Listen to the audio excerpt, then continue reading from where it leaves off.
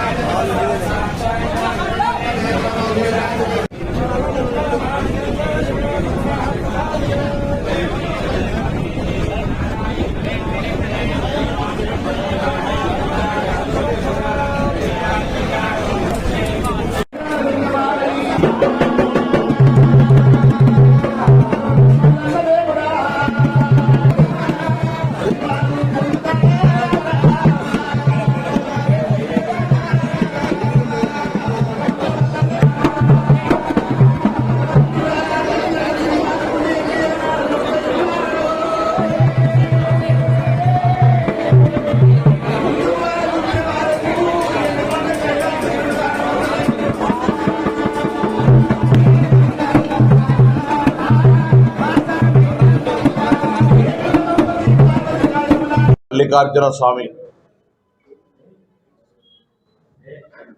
దర్శనానికి కుటుంబ సమేతంగా వచ్చినాం.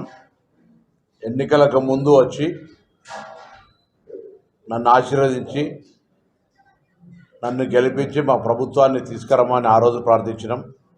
ఇవాళ మా కుటుంబ సమేతంగా వచ్చి పట్నం వేసి బోనం పెట్టి మొక్కు చెల్లించుకొని ఆ దేవుడి ఆశీర్వచనం మా పైన తెలంగాణ ప్రజలందరిపైన సర్వేజన సుఖినోభవ అందరూ బాగుండాలి, సకాలంలో వర్షాలు పడి పాడి పంటలతోటి తెలంగాణ రాష్ట్రం అభివృద్ధిలోకి రావాలి, ప్రభుత్వం చేపట్టే ప్రతి కార్యక్రమం విజయవంతం కావాలి, ప్రజలకు అన్నింటినీ కూడా సమస్యలు పరిష్కరింపబడి భవిష్యత్తులో అందరూ కూడా బాగుండాలనేటువంటి ఒక కోరిక ఈ సందర్భంగా ఆ కొమరవెల్లి మల్లన్నను కోరుకుంటున్నాను.